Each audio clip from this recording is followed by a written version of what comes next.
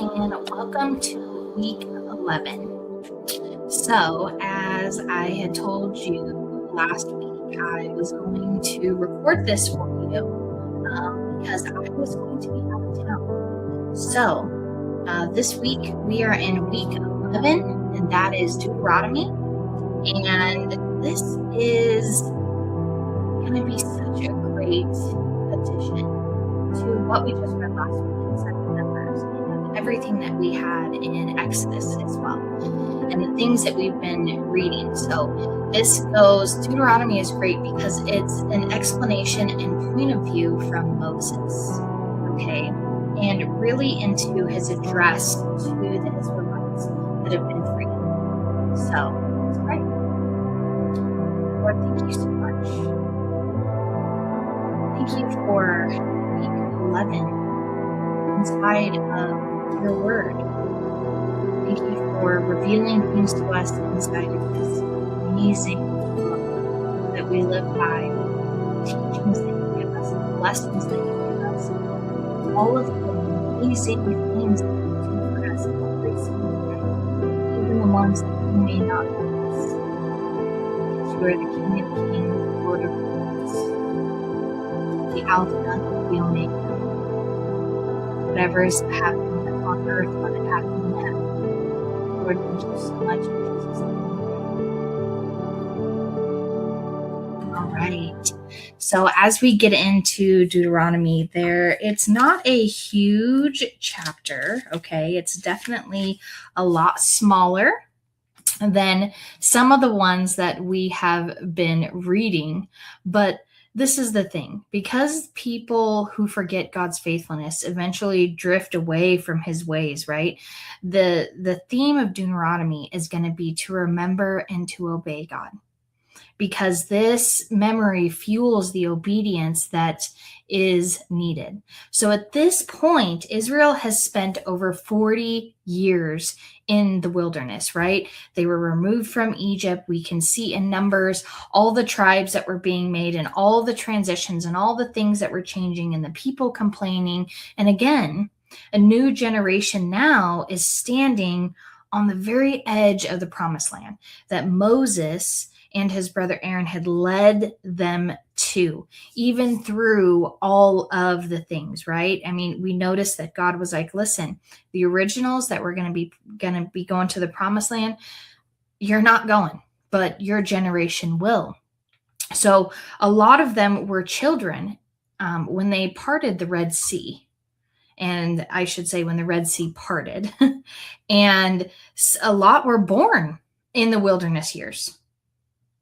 And so Moses has gathered them, and he has been giving them, the rules and all of the commands and regulations that the Lord was giving to Moses. And that's his deliverance, his provision, his warnings, his covenant, his promises. Okay. And Deuteronomy is the essential series of the final sermons from Moses, before ultimately he joins his ancestors and the Lord. And this is the thing, is that Moses knows that if they remember God's faithfulness, they will remain faithful to God always. So we're going to get started. These are the words that Moses spoke to all the people of Israel while they were in the wilderness east of the Jordan River. They were camped in the Jordan Valley near Suf, between Faran and on one side of the Topel, Laban, Hazeroth, and Zahib on the other.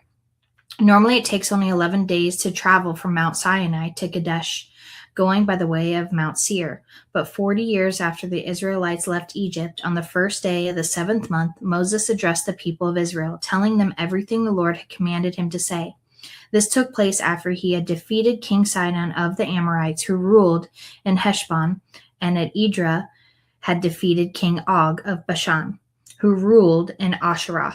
While the Israelites were in the land of Moab east of the Jordan River, Moses carefully explained the Lord's instructions as follows. The command to leave Sinai. When we were at the Mount Sinai, the Lord our God said to us, "You have stayed at this mountain long enough. It is time to break up camp and move on. Go to the hill country of the Amorites and to all the neighboring regions. the Jordan Valley, the hill country, the western foothills, the Negev, and the coastal plain. Go to the land of the Canaanites and Lebanon, and all the way to the great Euphrates River. Look, I am giving all of this land to you. Go in and occupy it, for it is the land of the Lord swore to give your ancestors, Abram, Isaac, and Jacob, and to all their descendants. Moses continued, At that time I told you, you are too great a burden for me to carry all by myself. The Lord your God has increased your population, making you as numerous as the stars. And may the Lord, the God of your ancestors, multiply you 1,000 times more and bless you as he has promised. But you are such a heavy load to carry. How can I deal with all of your problems and bickering? Choose some well-respected men from each tribe who are known for their wisdom and understanding, and I will appoint them as your leaders. Then you responded, Your plan is a good one. So I took the wise and respected men you had selected from your tribes and appointed them to serve as judges and officials over you. Some were responsible for 1,000 people, some for 100, some for 50, and some for 10.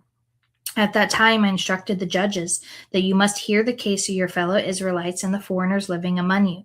Be perfectly fair in your decisions and impartial in your judgments. Hear the case of those who are poor as well as those who are rich. Don't be afraid of anyone's anger, for the decision you make is God's decision. Bring me any cases that are too difficult for you, and I will handle them. At that time, I gave you instructions about everything you were to do. Then, just as the Lord our God commanded us, we left Mount Sinai and traveled through the great and terrifying wilderness, as you yourselves remember, and headed towards the hill country for the Amorites. When we arrived at the Kadesh, and I said to you, You have now reached the hill and the country of the Amorites the Lord our God is giving us. Look, he has placed the land in front of you. Go and occupy it as the Lord, the God of your ancestors, has promised you. Don't be afraid. Don't be discouraged. But you all came to me and said, First, let's send out scouts to explore the land for us. They will advise us on the best route to take and which towns we should enter.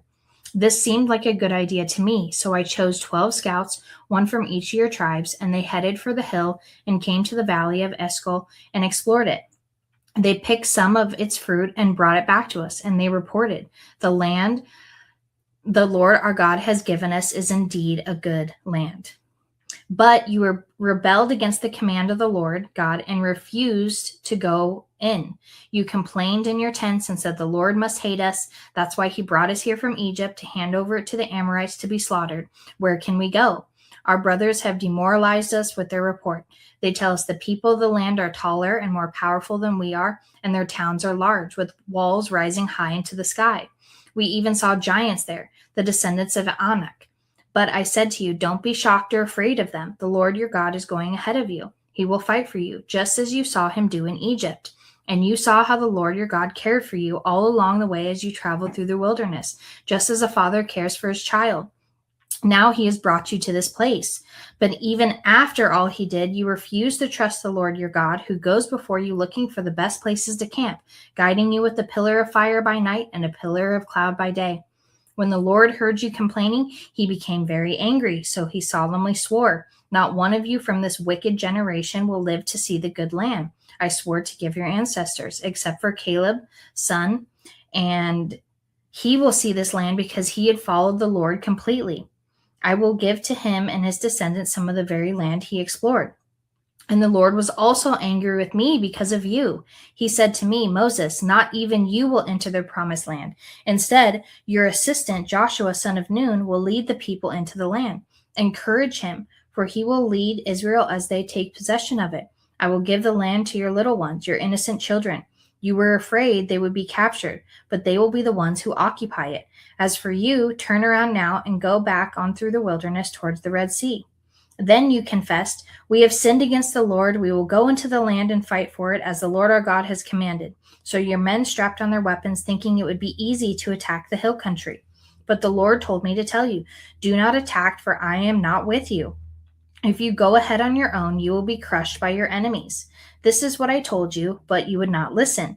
Instead, you again rebelled against the Lord's command and arrogantly went into the hill country to fight.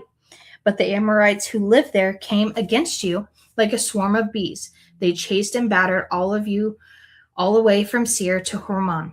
Then you returned and wept before the Lord, but he refused to listen. So you stayed there at Kadesh for a long time. I'm going to stop there for a second because this is truly explaining everything that we read in the last 2 weeks. And you have to understand that this explanation is so true even to today.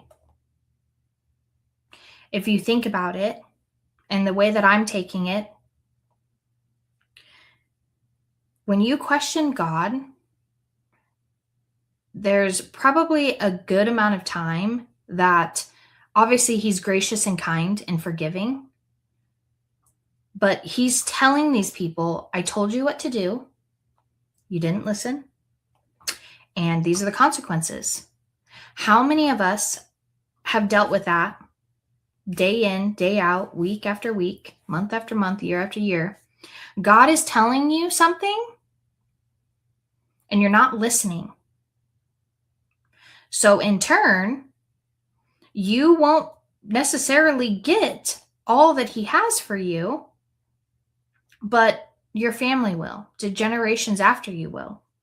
Even Moses doubted him because of the people. I mean, I can only imagine the amount of people, right, that were coming to him and complaining and saying all these things. I mean, there's going to be a moment that doubt is setting in. We're human. That's what happens. I mean, that's the whole reason in Genesis why the enemy got into Eve's head and said, oh, like, why? You could have all the knowledge. It's fine. Eat it. So you have to understand how this is all connecting. It's all showing the same pattern and the same theme over and over again. But this is a true explanation. He's saying, okay, well, this is what happened. So now this is like, you did this and then this happened. And it's like, I can imagine him writing this and saying, okay, well, this happened. They complained. And so then this went down and then everything was fine. And then people felt bad and they realized that they sinned against him and they went against God. And so they thought, oh, okay, well, we'll do what you told us to do. It's too late. You're still not listening. He didn't tell you to go there. So they went there to fight for the land that God promised him, but not at the right time because they were denying God beforehand. So it's very much like in the decisions that we make. You make a decision, let's say you don't stand on it and you pull back from that decision. And then finally, because you feel that you're pushed into a corner spiritually, you're like, okay, I'll listen now. It's too late. And to be honest, I can't tell you how many times that's happened to where I've blocked blessings of my own. And you have to really think about that for yourself. How many times have you blocked blessings because you thought you knew better? Chapter 2. Then we turned around and headed back across the wilderness towards the Red Sea, just as the Lord had instructed me, and we wandered around to the region of Mount Seir for a long time. Then at the last, the Lord said to me, you have been wandering around in the hill country long enough. Turn to the north. Give these orders to the people. You will pass through the country belonging to your relatives, the Edomites, and the descendants of Esau, who live in Seir. The Edomites will feel threatened, so be careful. Do not bother them, for I have given them all the hill country around Mount Seir as their property. I will not give you even 1 square foot of their land. If you need food or to eat or water to drink, pay for them. For the Lord your God has blessed you in everything you have done. He has watched your every step through this great wilderness. During these 40 years, the Lord your God has been with you, and you have lacked nothing. How many of you heard that verse before? This is the context behind it. So, how many years has God been with you? And you have lacked nothing. Have times been tough? Sure. Have things looked a little scary? Sure. But you haven't lacked anything. You still have survived to this point. Through it all. So we bypassed the territory of our relatives, the descendants of Esau, who live in Seir. We avoided the road through the Arabah Valley that comes up from Ethan and Izon-Geber. Then we turned north along the desert route through Moab. The Lord warned us, do not bother the Moabites, the descendants of Lot, or start a war with them. I have given them Ar as their property, and I will not give you any of their land. A race of giants called the Emites had once lived in the area of Ar. They were as strong as and numerous and tall as the Aconites, another race of giants. Both the Emites and Aconites were known as the Rephites, through the Moabites call them Emites. That's a tongue twister. In earlier times, in the Horites, they had lived in Seir, but they were driven out and displaced by the descendants of Esau, just as Israel drove the people of Canaan, where the Lord gave Israel their land. Moses continued. Then the Lord said to us, "Get moving, cross the Zerich brook." So we crossed the brook. 38 years passed from the time we left Kadesh until we finally crossed the Zerich brook. By then, all the men old enough to fight in battle had died in the wilderness, as the Lord had vowed would happen. The Lord struck them down until they had all been eliminated from the community. When all the men of fighting age had died, the Lord said to me, "Today you will cross the border of Moab at Ar and enter the land of the Ammonites, the descendants of Lot. But do not bother them or start a war with them. I have given the land of Ammon to them as their property, and I will not give you any of their land." That area was once considered the land of the Rephites, who had lived there through the Ammonites and called them Zemumites. They were also strong and numerous and tall, but the Lord destroyed them to the Ammonites and would occupy their land. He had done the same for the descendants of Esau who lived in Seir, for he destroyed the Horites so they could settle there in their place. The descendants of Esau lived there to this day. A similar thing happened when the Camphorites from Crete invaded and destroyed the Avites who lived in villages in the area of Gaza. Moses continued. Then the Lord said, "Now get moving, cross the Arnon Gorge. Look, I will hand over to you the Sihon the Amorite, the king of Heshbon, and I will give you his land. Attack him and begin to occupy the land. Beginning today, I will make people throughout the earth terrified because of you. When they hear reports about you, they will tremble with dread and fear." Moses continued. From the wilderness of Kenmoth, I sent ambassadors of King Sihon of Heshbon with this proposal of peace. "Let us travel through your land. We will stay on the main road and won't turn off into the fields on either side. Sell us food to eat and water to drink, and we will pay for it. All we want is permission to pass through your land. The descendants of Esau who lived in Seir allowed us to go through their country, and so did the Moabites who live in Ar. Let us pass until we cross the Jordan into the land the Lord is giving us." But the king refused to allow us to pass through because the Lord your God made Sihon stubborn and defiant so he could help you defeat him. He has now done. Then the Lord said to me, "Look, I have begun to hand King Sihon and his land over to you. Begin now to conquer and occupy his land."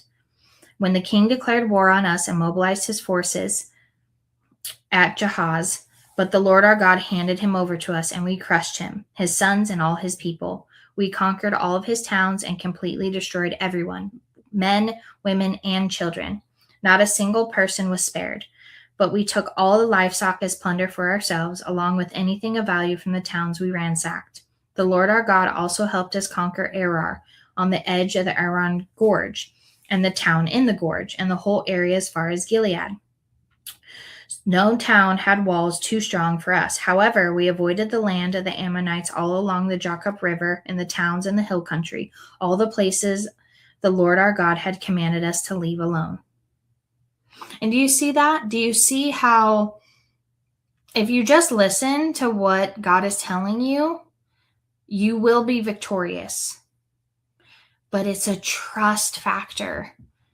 It's a trust factor. It truly is. It truly, truly is a trust factor. The victory over Og of Bashan. Next, we turned back and headed to the land of Bashan, where King Og and his entire army attacked us at Edrei. And the Lord told me, "Do not be afraid of him, for I have given you victory over Og and his entire army, and I will give you all his land. Treat him just as you had treated King Sihon of the Amorites, who rules in Heshbon." So the Lord our God handed King Og and all his people over to us, and we killed them all. Not a single person survived. We conquered all 60 of his towns, the entire Argob region and his kingdom of Bashan. Not a single town escaped our conquest. These towns were all fortified with high walls and barred gates. We also took many unwalled villages at the same time. We completely destroyed the kingdom of Bashan, just as we had destroyed the king Sihon of Heshbon. We destroyed all the people in every town we conquered, men, women, and children alike, but we kept all the livestock for ourselves and took plunder from all the towns.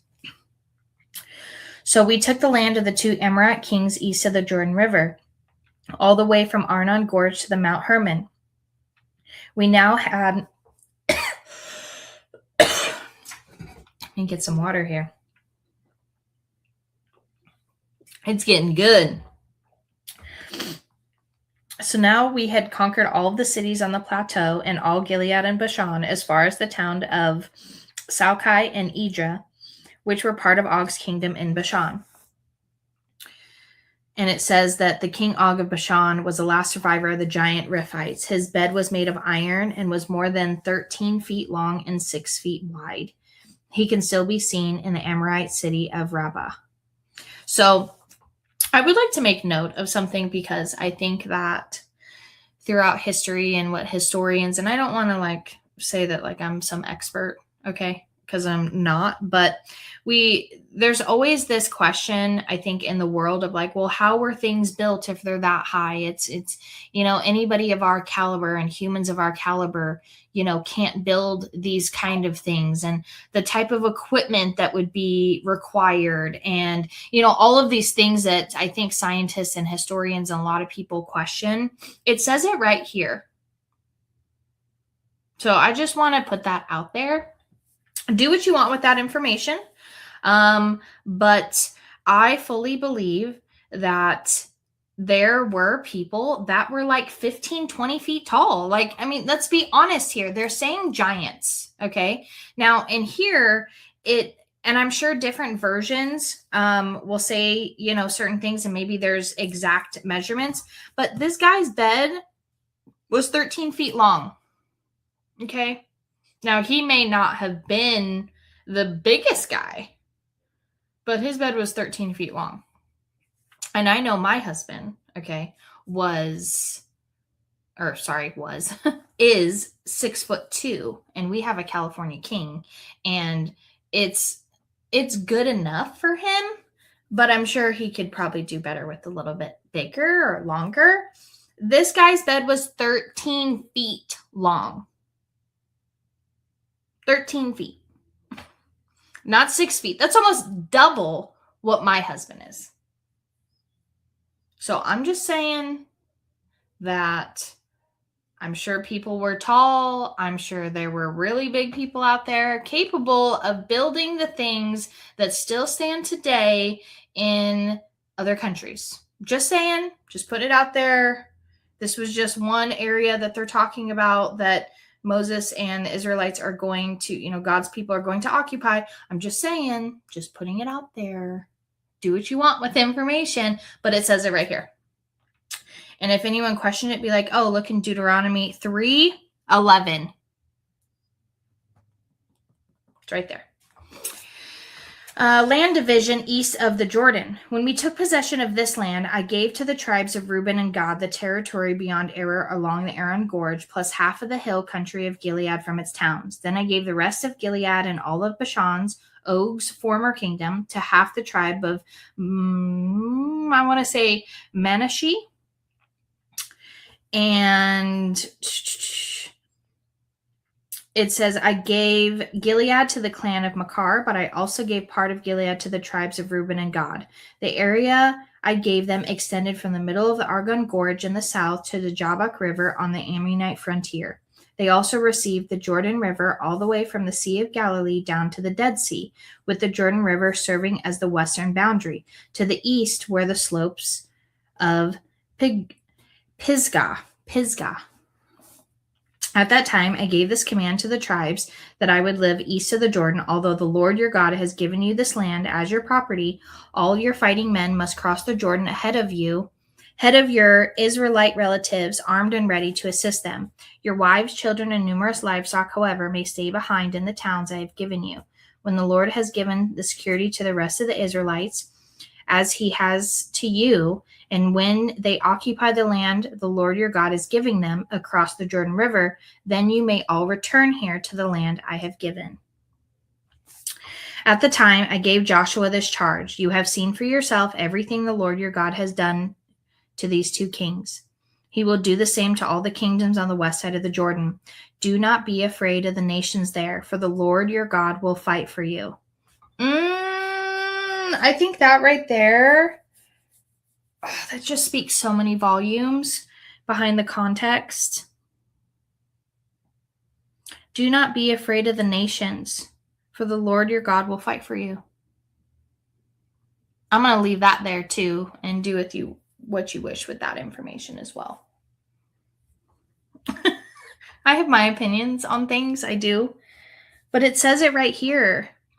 We're not serving the world. We can't as believers. We have to serve God only.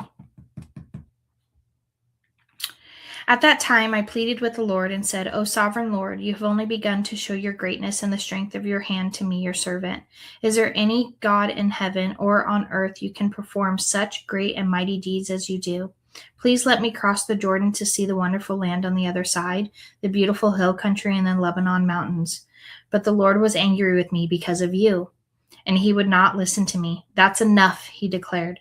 Speak of it no more, but go up to the Pisgah Peak and look over the land in every direction. Take a good look, but you may not cross the Jordan River. Instead, commission Joshua and encourage and strengthen him, for he will lead the people across the Jordan. He will give them all of the land you now see before you as their possession. So we stayed in the valley near Bethpor. It makes me kind of sad for him, because all he wanted was to cross it, to see it. And just like a good parent, he said, no, that's enough. Nope. I don't want to talk about it anymore. It's a discipline.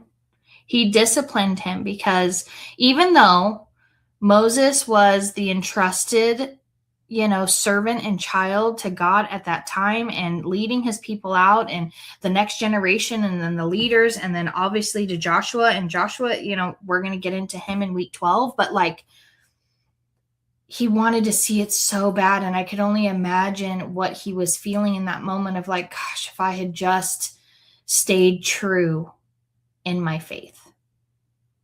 If I just stayed true in my faith, I would have seen it.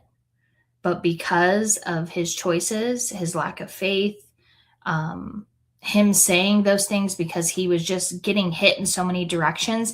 And I think this is important, to relay. I mean, how many of us get hit in multiple directions and we make a decision based out of anger, rage, uncertainty, distraction, all of the above, when we could have just sat in wisdom and peace and made an executive decision based on the actual facts and not our feelings. I've done it many times. I'm not going to say that I am this angel. I'm just telling you that it's telling us right here, based on your decisions, you're not going. I mean, how many of our parents have said, okay, well, you did this, you're grounded, you're not going. It's the same thing. But obviously much larger scale because we're talking about lands and life and, but they've also been 40 years in wilderness.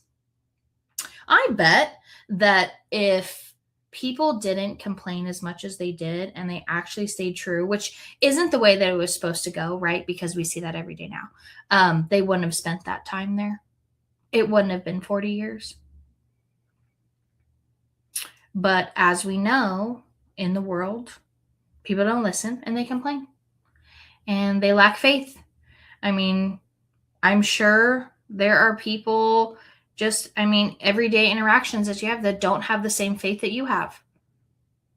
But it is our job to remind them of that. It is our job to lead them that way, to show them as much as we possibly can.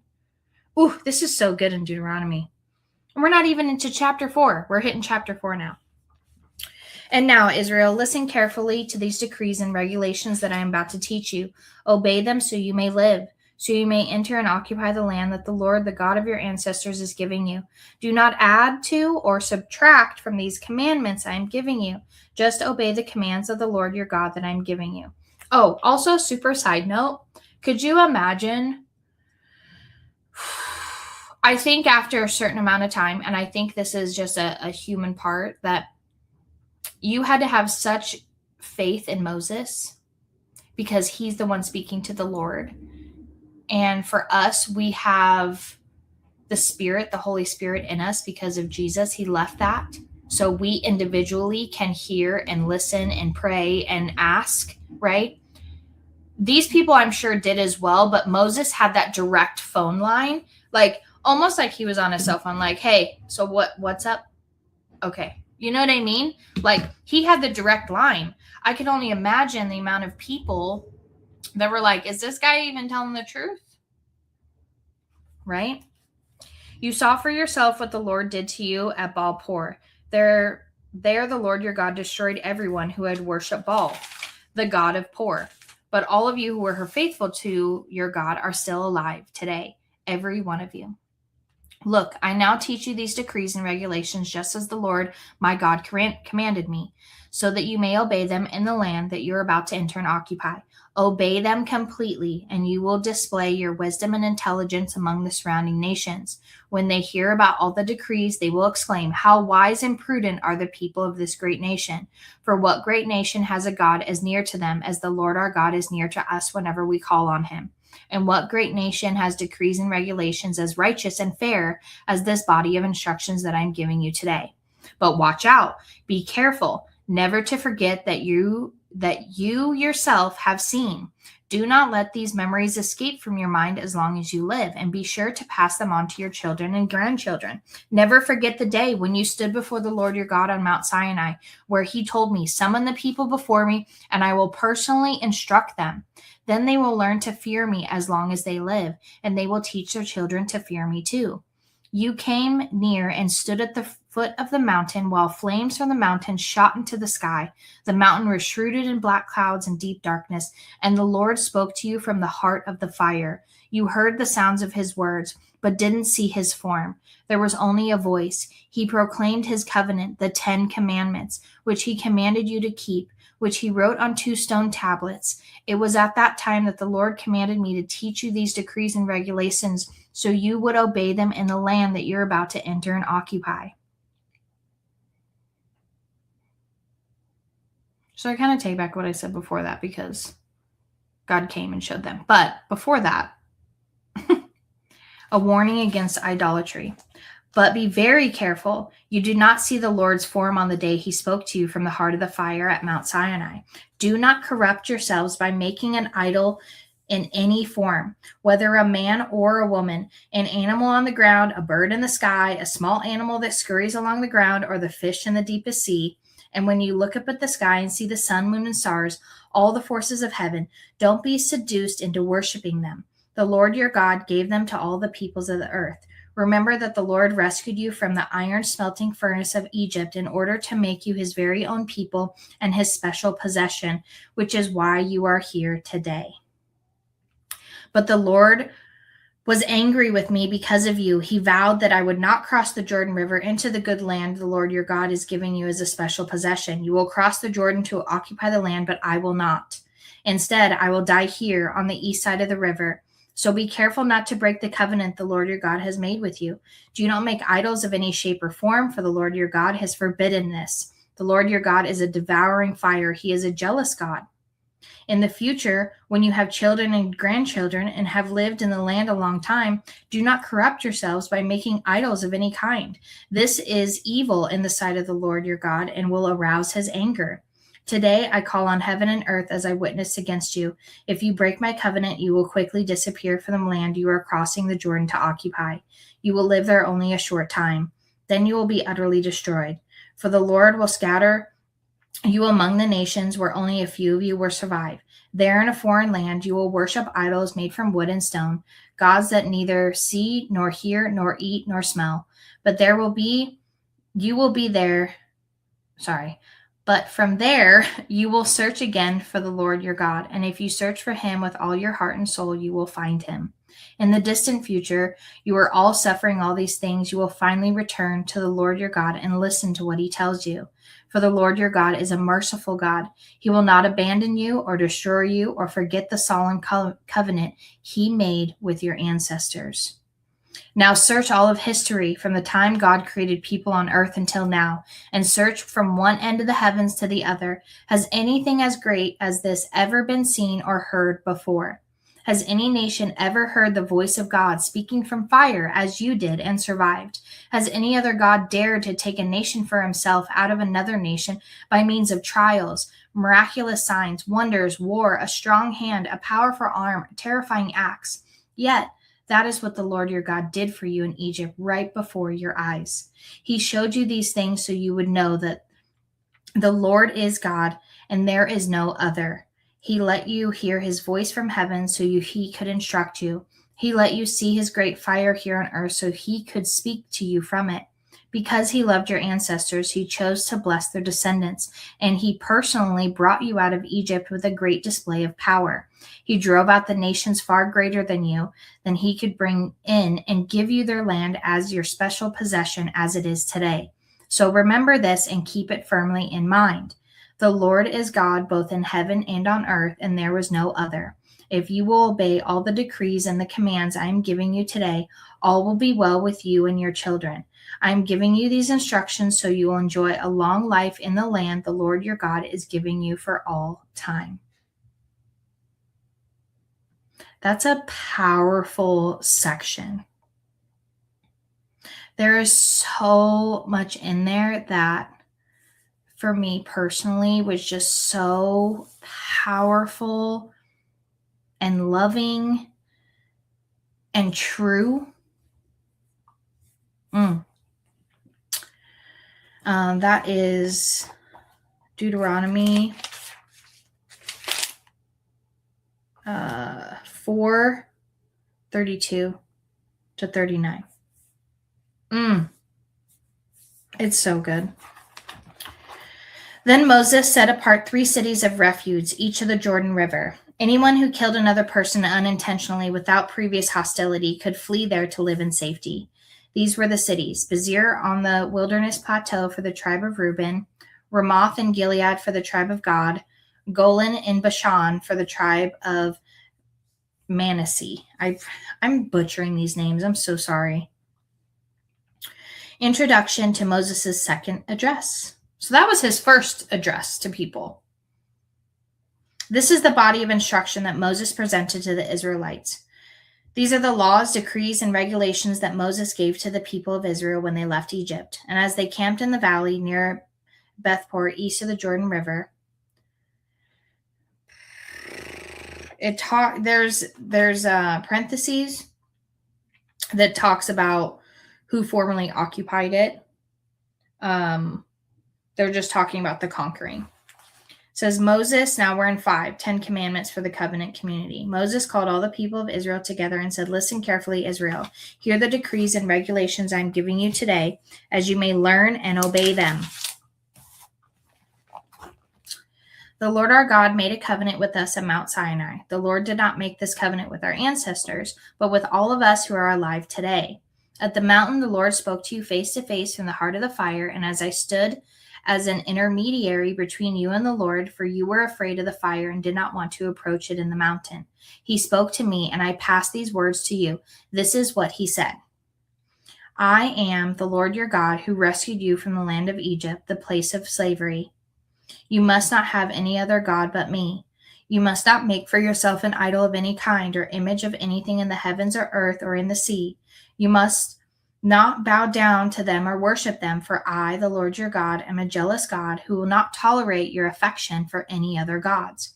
I lay the sins of the parents upon the children. The entire family is affected, even children in the 3rd and 4th generations of those who reject me. But I lavish unfailing love for 1,000 generations on those who love me and obey my commands." All right, I'm going to stop right there just for a second because I think it's so, so important for you to understand that. That is Deuteronomy 5:8. It's talking about idols, okay? And then at 9, don't bow down and worship. And it says, I lay the sins of your parents upon your children. This is talking about the generational curses, okay? These generational things that happen, you can break them by loving God and obeying him. You can break that. We all have seen it. And I would just say for myself, I have seen in my life, my family, things that can be broken, because sometimes there are people in our lives that do not want to change, people that do not want to grow, people that do not want to come back to the Lord, that do not believe these things that we are truly believing in our heart and soul, and that is what we live on every single day. I say this to new people that I meet, like, hey, I love Jesus, he is my entire life, and that's kind of like my vibe. Anything beyond that is just additional. But that's who I am. And it says it right here. All right. You must not misuse the name of the Lord your God. The Lord will not let you go unpunished if you misuse his name. I hear it all the time, and it bothers me. Observe the Sabbath day by keeping it holy, as the Lord your God has commanded you. You have 6 days each week for your ordinary work, but the seventh day is a Sabbath day of rest dedicated to the Lord your God. On that day, no one in your household may do any work. This includes you, your sons, your daughters, your male and female servants, your oxen and donkeys and other livestock, and any foreigners living among you. All your male and female servants must rest as you do. Remember that you were once slaves in Egypt, but the Lord your God brought you out with his strong hand and powerful arm. That is why the Lord your God has commanded you to rest on the Sabbath day. I need to do that more, and I think we all do. I honestly do it. Honor your father and your mother as the Lord your God commanded you. Then you will live a long, full life in the land of the Lord your God is giving you. You must not murder, period. You must not commit adultery, period. You must not steal, period. You must not testify falsely against your neighbor, period. You must not convey your neighbor's wife. You must not convey your neighbor's house or land, male or female servant, ox or donkey, or anything else that belongs to your neighbor. The Lord spoke these words to all that assembled there at the foot of the mountain. He spoke with a loud voice from the heart of the fire, surrounded by clouds and deep darkness. This was all he said at the time, and he wrote his words on 2 stone tablets and gave them to me. But when you heard the voice from the heart of the darkness, while the mountain was blazing with fire, all your tribal leaders and elders came to me. They said, look, the Lord our God has shown us his glory and greatness, and we have heard his voice from the heart of the fire. Today we have seen that God can speak to us humans, and yet we live. But now, why should we risk death again? If the Lord our God speaks to us again, we will certainly die and be consumed by his awesome fire. Can any living thing hear the voice of the living God from the heart of the fire as we did and yet survive? Go yourself and listen to what the Lord God says.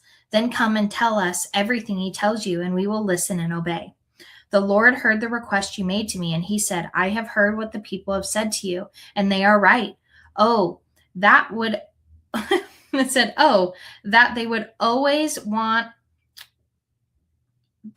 have hearts like this, and that they might fear me and obey all of my commands. If they did, they and their descendants would prosper forever. Go and tell them, return to your tents, but you stand here with me, so I give you all my commands, decrees, and regulations. You must teach them to the people. You must teach them to the people so they can obey them and in the land I am giving them as their possession. So Moses told the people, you must be careful to obey all the commands of the Lord your God, following his instruction in every detail. Stay on the path that the Lord your God has commanded you to follow. Then you will live long and prosperous lives in the land that you are to enter and occupy. These are the commands and decrees and regulations that the Lord your God commanded me to teach you. You must obey them in the land you're about to enter and occupy, and you and your children and grandchildren must fear the Lord your God as long as you live. If you obey all decrees and commands, you will enjoy a long life. Listen closely, Israel, and be careful to obey. Then all will go well with you, and you will have many children in the land flowing with milk and honey, just as the Lord, the God of your ancestors, promised you. Listen, O Israel, the Lord your God, the Lord alone, and you must love the Lord your God with all of your heart, all of your soul, and all of your strength. And you must commit yourselves wholeheartedly again. Sorry, I'm starting to cry. It's just so powerful. all of your strength, you must commit yourselves wholeheartedly to these commands that I am giving you today. Repeat them again and again to your children. Talk about them when you're at home and when you're on the road and when you're going to bed and when you're getting up. Tie them to your hands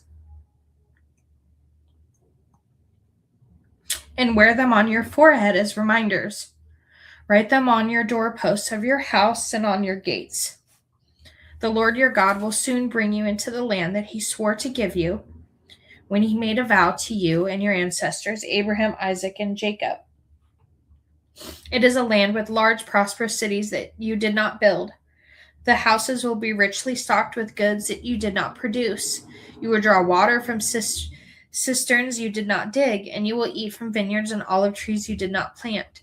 When you have eaten your fill in this land, be careful not to forget the Lord who rescued you from slavery into the land of Egypt. You must fear the Lord your God, and you serve him. When you take an oath, you must only use his name. You must not worship any of the other gods of neighboring nations, for the Lord your God who lives among you is a jealous God. His anger will flare up against you, and he will wipe you from the face of the earth. You must not test the Lord your God. You did not, as you did when you complained. You must diligently obey the commands of the Lord your God, all the laws and decrees he has given you. Do what is right and good in the Lord's sight, so all will go well with you. Then you will enter and occupy the good land that the Lord swore to give your ancestors. You will drive out all the enemies living in the land, just as the Lord said you would. In the future, your children will ask you, what is the meaning of these laws, decrees, and regulations that the Lord our God has commanded us to obey? Then you must tell them, you were Pharaoh's slaves in Egypt, but the Lord brought us out of Egypt with his strong hand. The Lord did miraculous signs and wonders before our eyes, dealing terrifying blows against Egypt and Pharaoh and all his people. He brought us out of Egypt so he could give us his land, and he had sworn to give our ancestors. And the Lord our God commanded us to obey all these decrees and to fear him, so he could continue to bless us and preserve our lives, as he has done to this day. For we will be counted as righteous when we obey all the commands the Lord has given us. When the Lord your God brings you into the land you are about to enter and occupy, he will clear away many nations ahead of you: the Hittites, the Gershagites, the Amorites, the Canaanites, Perizzites, Hivites, and Jebusites. These 7 nations are greater and more numerous than you. When the Lord your God hands these nations over to you and you conquer them, you must completely destroy them. Make no treaties with them and show them no mercy. You must not intermarry with them. Do not let your daughters and your sons marry their sons and daughters, for they will lead you and your children away from me to worship other gods. Then the anger of the Lord will burn against you, and he will quickly destroy you. This is what you must do. You must break down their pagan altars and shatter their sacred pillars. Cut down their Asherah poles and burn their idols, for you are a holy people who belong to the Lord your God. All of the people on earth, the Lord your God has chosen you to be his own special treasure. The Lord did not set his heart on you and choose you because you were more numerous than the other nations, for you were the smallest of all nations. Rather, it was simply that the Lord loves you, and he was keeping the oath he had sworn to your ancestors. That is why the Lord rescued you with such a strong hand from slavery and from the oppression hand of the Pharaoh, king of Egypt. Understand, therefore, that the Lord your God is indeed God. He is a faithful God who keeps his covenant for 1,000 generations and lavishes his unfailing love on those who love him and obey his commands. But he does not hesitate to punish and destroy those who reject him. Therefore, you must obey all these commands, decrees, and regulations I am giving you today. If you listen to these regulations and faithfully obey them, the Lord your God will keep his covenant of unfailing love with you, as he has promised with an oath to your ancestors. He will love you, and he will bless you, and he will give you many children. He will give you fertility to your land and your animals. You will arrive in the land he swore to give your ancestors. You will have large harvests of grain, new wine, olive oil, and great herds of cattle, sheep, and goats. You will be blessed above all nations to the earth. None of your men or women will be childless, and all your livestock will bear young, and the Lord will protect you from sickness. He will not let you suffer from the terrible diseases you knew in Egypt, but he will inflict them on all your enemies. You must destroy all the nations the Lord your God hands over to you. Show them no mercy and do not worship their gods, or they will trap you. Perhaps you will think to yourselves, how can we ever conquer these nations that are so much more powerful than we are? But don't be afraid of them. Just remember that the Lord your God did to Pharaoh and to all the land of Egypt. Remember the great terrors the Lord your God sent against them. You saw it with your own eyes. And remember the miraculous signs and the wonders and the strong hand and the powerful arm which he brought you out of Egypt. The Lord your God will use this same power against all the people you fear. And then the Lord your God will send terror to drive out the few survivors still hiding from you. No, do not be afraid of those nations, for the Lord your God is among you, and he is a great and awesome God. The Lord your God will drive those nations ahead of you little by little. You will not clear them away all at once. Otherwise, the wild animals would multiply too quickly for you. But the Lord your God will hand them over to you. He will throw them into complete confusion until they are destroyed. He will put their kings in your power, and you will erase their names from the face of the earth. No one will be able to stand against you, and you will destroy them all. You must burn their idols in the fire, and you must not convey the silver or gold that covers them. You must not take it, or it will become a trap to you, for it is detestable to the Lord. Do not bring any detestable objects into your home, for then you will be destroyed, just like them. You must utterly detest such things, for these things they are set apart for destruction.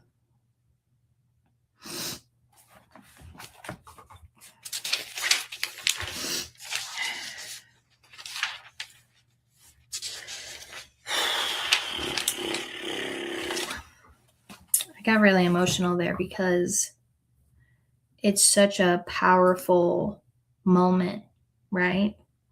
And as we head into chapter 8, it's again, we're going to be talking about how God led them out. And this is a call to remember the things. And it's truly about God teaching the most important lessons in seasons that I think we all wish we could just skip over. We could just, boop, rather not go through that and deal with that and can we just go to the next phase? And as many times as people talk about the wilderness, the wilderness forms character.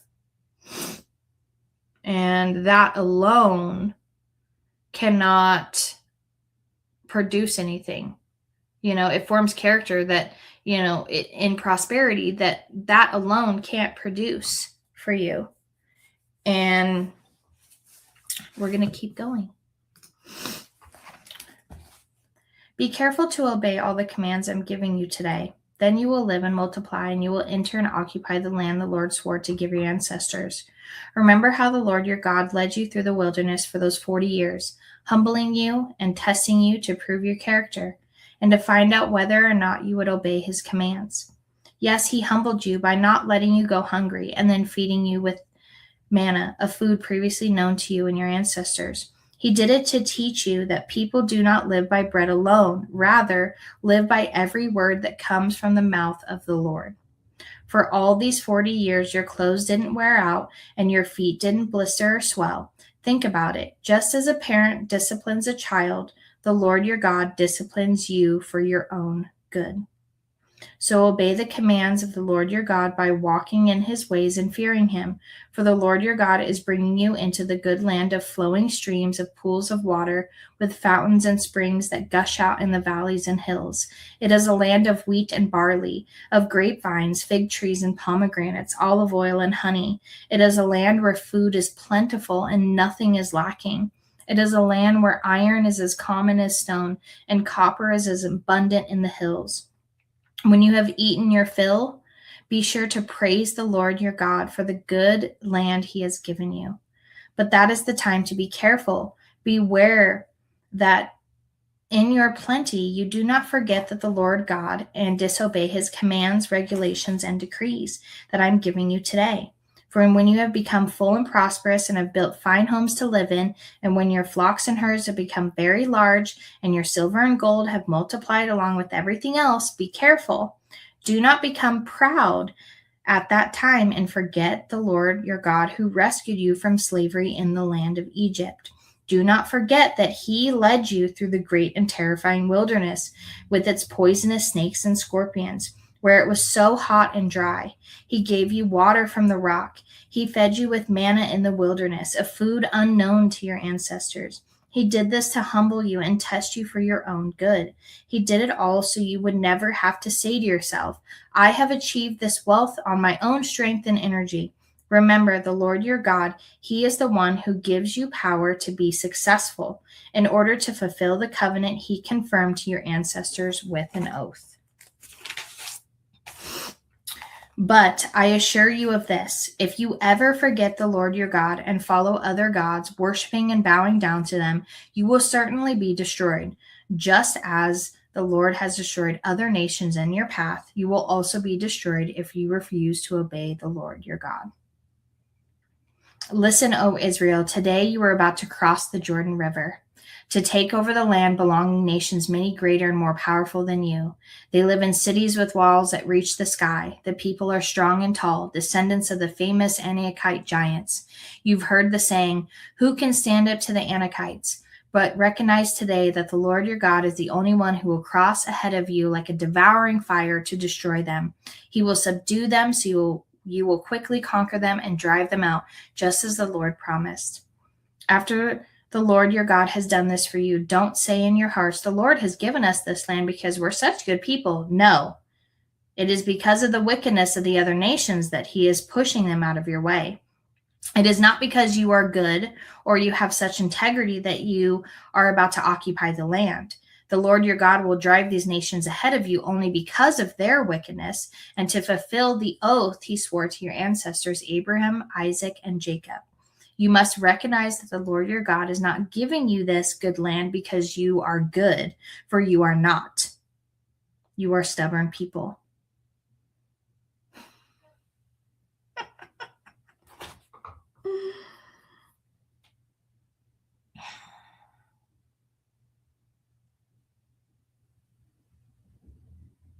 This is so good that I may need to push this into week 2 because this is so important for right now. I'll be honest with you. This is too important to just skip over and to not read thoroughly and to read it out loud. So a couple things may change over the next couple of weeks, but I'm so glad that you were here today, and I hope that you underline a million things, you relate this to your life, you think about this, and you truly go to God. I know for me, I'm going to go to him and be like, I'm so sorry. I am so sorry. I am all up in my head. I am so stressed about so many things. There are so many things going on, and you still provide no matter what. There is nothing that I am lacking. So I encourage you to go over this again, and we will pick up on Deuteronomy 9, verse 7. It's remembering the gold calf. So we will pick up there. And if I'm feeling a little, what I might do, honestly, is I might pick this up maybe Wednesday or Thursday of next week so that we can get some more of this in. But I wanted to share this with you, and I'm so glad that I got to read this with you. And you guys have a beautiful, beautiful, blessed week. And thank you for being here.